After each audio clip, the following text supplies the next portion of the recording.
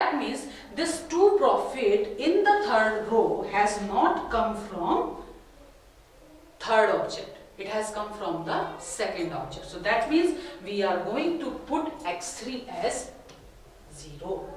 Okay, we are going to put x3 as 0 and we are putting x2 as 1. Now, whether x1 will be, now the remaining profit, the profit was 2 and the remaining profit, we have included which one? x2, this one, second object.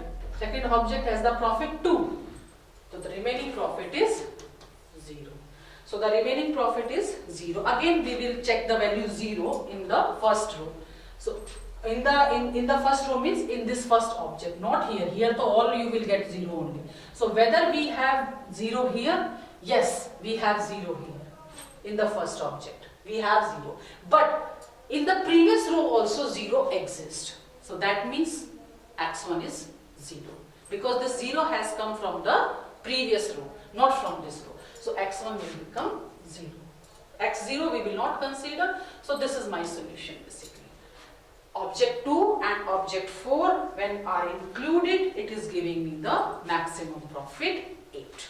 So this is the optimal solution of given 4 objects with the knapsack capacity 8 and given profits and widths.